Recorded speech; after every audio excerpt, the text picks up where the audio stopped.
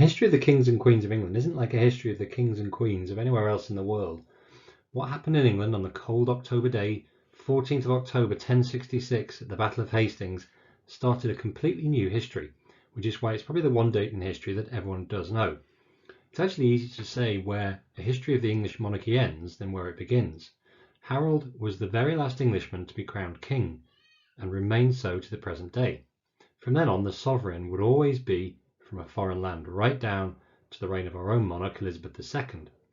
We're not going to go that far, don't worry, but this whistle-stop tour does look at the first 6 kings after William. A reminder then, a quick one, of the reign of William the Conqueror. For 21 years he was the monarch of England, and regarded generally as a good king because he was successful. He did maintain control of England right up until his death, but that doesn't mean to say that it wasn't without cruelty, as the harrying of the north of course proved. Going back before his invasion, 13 years before, he married Matilda of Flanders, and with her had 6 daughters and 4 sons. Remember, it was always really the sons that were required in marriages, because they obviously were the ideal successors to the throne, which is not to say that daughters didn't have their own uses, of course, certainly in securing good marriages elsewhere. One of the benefits of William's rule, and the length of it for that 20 odd years, is that the laws and the systems of government that he introduced generally succeeded and stayed in place for a long time after his death. William's eldest son inherited the throne from William on his deathbed, and subsequently ruled from 1087 to 1100. Whereas William, if you remember, had 10 legitimate children, 4 of them sons, William in many ways broke the first rule of a successful kingship by not marrying and not having any legitimate children, therefore, although there were rumours that he did have one illegitimate son, which was really no use at all for the succession of the monarchy. Think back to Edward the Confessor, and there's a similar situation there, of course, which in many ways precipitate the whole of the troubles that followed, because he just didn't have a son, and therefore there was no clear path to his succession.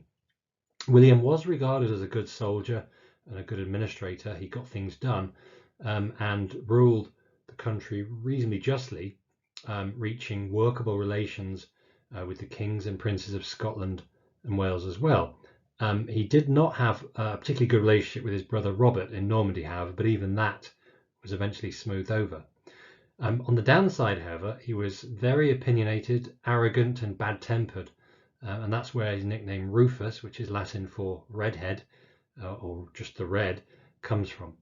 It's probable that he inherited most of these characteristics, of course, from his father, who was a hard man, as you had to be to survive in the medieval world. Also, William had very little respect for the church, and tried to reduce its power, and he's by no means the only monarch to do that, as we're going to see. Because of this, the early chronicles of his life, which were written by monks, tried to blacken his name and his reputation. There is a bit of a sad aftermath, unfortunately, to William's life. He was hunting in the New Forest with a brother, and unfortunately we don't quite know exactly the circumstances, but he was killed by an arrow, and this marker stone here shows that it was an accident, but there are many people that believe that it was deliberate murder. And here's the man with whom William Rufus was hunting on that very fateful day in 1100. Henry, one of his brothers, who rather suspiciously became King of England upon that moment. 1100 to 1135 was his reign, so a very long period of time. Henry I's first marriage was to Matilda, daughter of Malcolm III of Scotland, so you can see that effort to try and build relationships with north of the border. And with Matilda, Henry had 2 sons and 2 daughters. No such luck from his second marriage to Adeliza, daughter of the Count of Louvain in France, but a significant statistic there: 25 illegitimate children, children born out of wedlock to unknown mothers, enough really to populate 2 football teams and then some. Henry was regarded as a capable and successful military leader during his long reign, but did tax people very heavily, which is a theme that recurs again and again. He established the Crown Exchequer, which was the basis for the later Treasury, and of course the second most powerful man in government is the Chancellor of the Exchequer, and it all really boils down to this decision and this institution that Henry established. He was also regarded as well as a very learned man, and in fact his nickname Beauclerc means fine scholar. Very sadly, his two elder legitimate sons, William and Richard, both drowned in 1120. Not really clear whether that was suspicious or not, but following that incident and obviously the removal of both legitimate claimants to the throne, Henry tried really hard to get the barons, the powerful men whose positions really go back to William's reign, of course, to recognise his daughter, his eldest daughter Matilda, as his heir. But unfortunately, after his death, civil war broke out between the supporters of Matilda and her cousin Stephen, who claimed the throne. And here's a picture of Matilda, who is regarded as a very beautiful woman. It was Stephen the first that emerged successful from this civil war, and he subsequently ruled from 1135 to 1154. He did marry Matilda, not the same Matilda, but another one, the daughter of the Count of Bologna in 1125, and with her he had 3 daughters and 2 sons, and as many illegitimate children. He was accepted as a king by some nobles, but unfortunately the civil war, which we just mentioned, tarnished his rule and really drained the treasury and pretty much crippled the economy. And of course that has implications for England's ability to wage war abroad as well, because war, of course, very expensive. He was regarded as a weak king for several reasons, but the 2 main ones were that he seemed as a character to be very easily persuaded, and perhaps as a result of his actions with regards to Matilda, his cousin, not to be trusted at all. And he was replaced, while still alive, by Matilda's son Henry, who was Henry the First's grandson.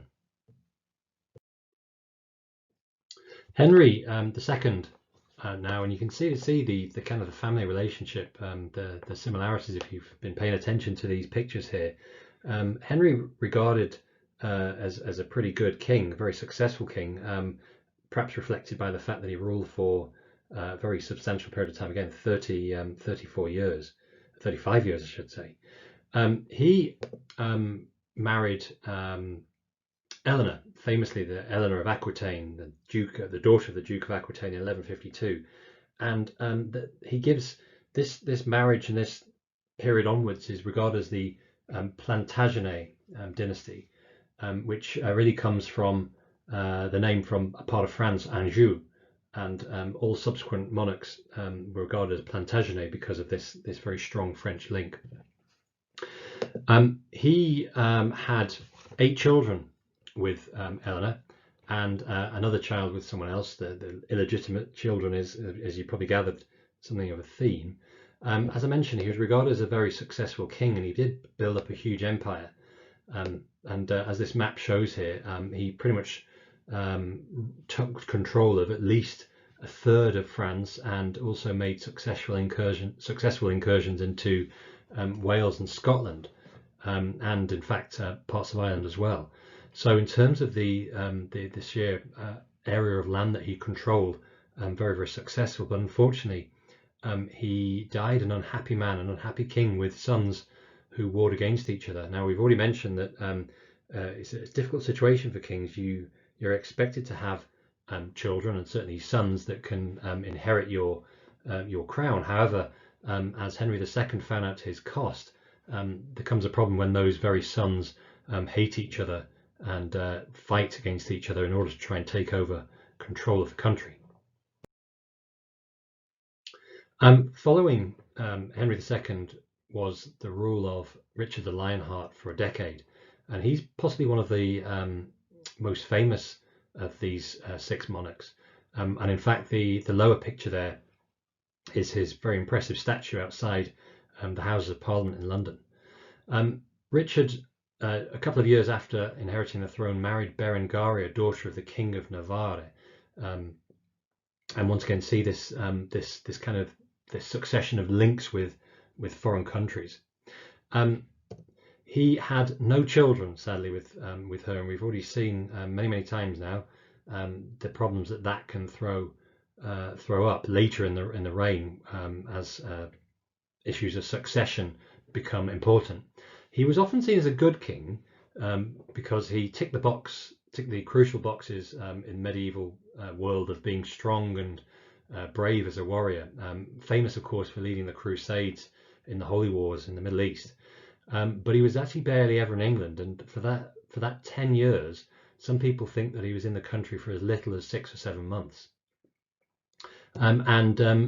Slightly sort of embarrassing end to those crusades, because upon his return he was captured and had to be ransomed. Guess who paid, of course, the ransoms? Yeah, it was the poor old peasants, the hard-working men and women of England, and that made him rather unpopular and, of course, tarnished his reputation. Lastly, then, in this whistle-stop tour of the 6 monarchs following William the Conqueror's death, we have King John. And King John reigned from 1199 to 1216.